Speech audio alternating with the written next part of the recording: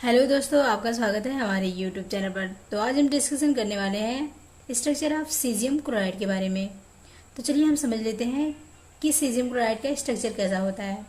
तो देखिए यहाँ पे जो सबसे पहले ये हमारा जो यूनिट सेल है, इस यूनिट सेल में कॉर्नर पर Cl- आयन प्रेजेंट होता है और इसके सेंटर में सीजियम प्रेजेंट होता है। ठीक, यानी कि इस यूनिट के एकदम सेंटर में सीजियम आयन प्रेजेंट है।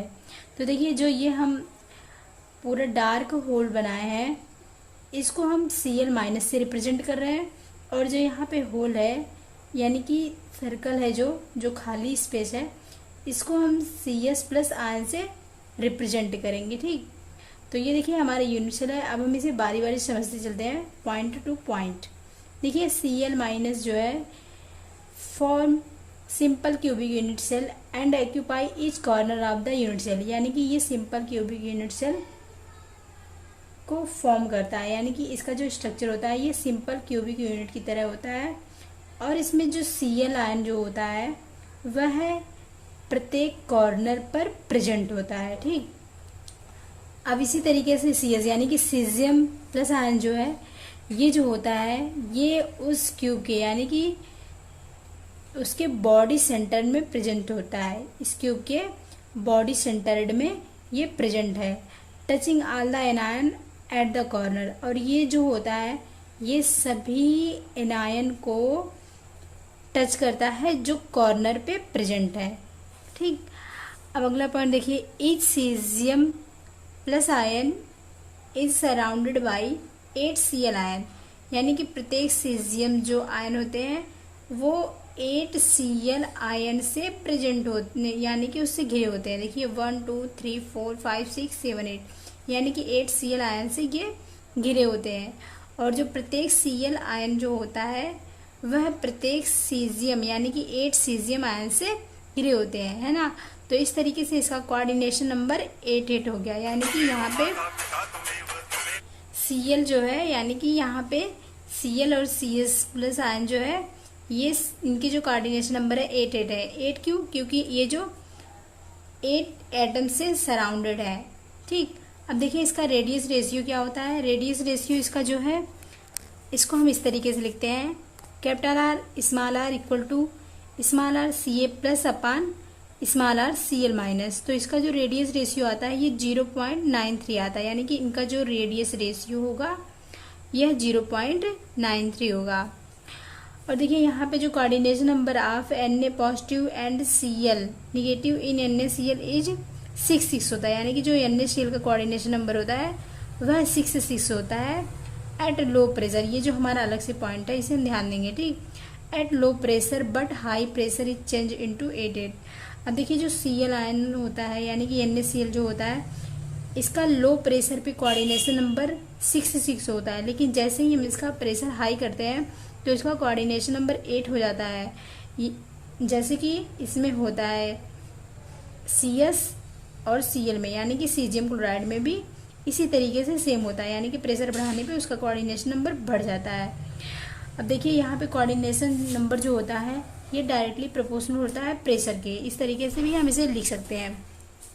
अब अगला पॉइंट क्या है, इसमें देखिए इसमें जो coordination number of caesium chloride का है ये 8 होता है बट लो प्रेशर पे। ठीक, यानी कि लो प्रेशर पे इसका जो कोऑर्डिनेशन नंबर है 8 होगा।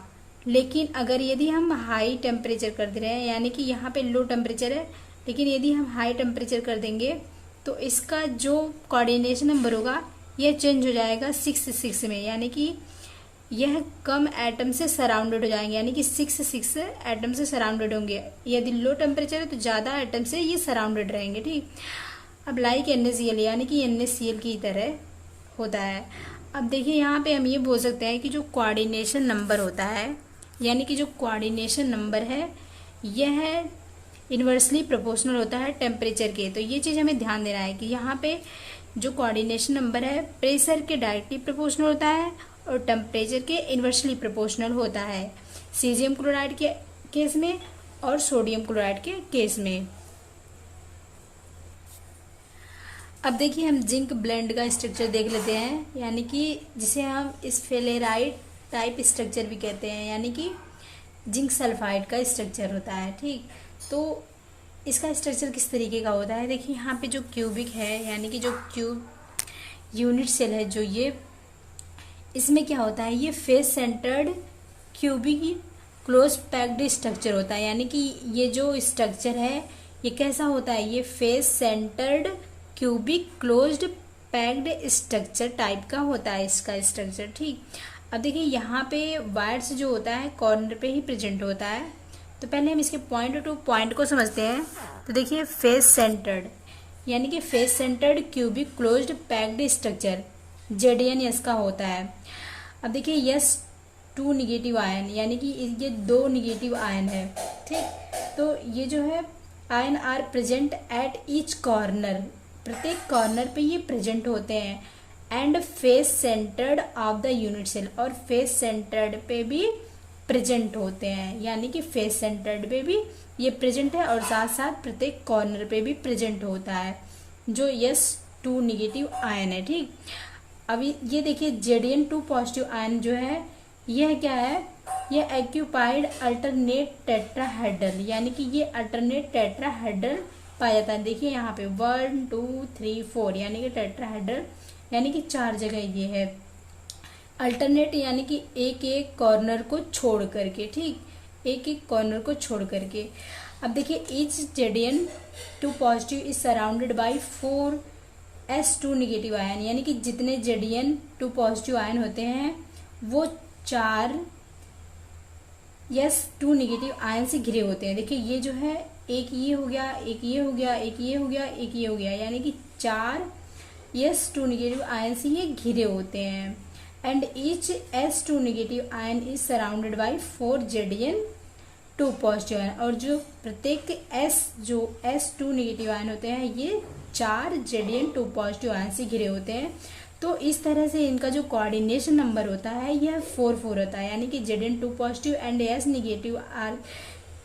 निगेटिव के आयंस के 4 कोऑर्डिनेशन नंबर हो जाएंगे। ठीक, अब देखिए यहाँ पे नंबर ऑफ S निगेटिव यानी कि 2 निगेटिव हम इसे मानते हैं, S2 minus ion per unit cell, यानी कि प्रत्येक यूनिट सेल में जो इनका जो ये S2 निगेटिव आयन होते हैं ये कितने हैं, तो देखिए 8 × 1/8, यानी कि ये जो इसमें एक्यूपाई होंगे 1/8 इसमें पार्टिसिपेट करेंगे यूनिट में। ठीक, तो कुल मिलाकर के 8 पार्टिकल्स हैं S2 निगेटिव आयन के। देखिए यहाँ पे है जो 1 2 3 4 5 6 7 8, तो इस तरीके से ये 8 जो है 1 2 3 4 5 6 7 8 है, तो ये जो है 1/8 का इसमें पार्टिसिपेट कर रहे हैं इस यूनिट में।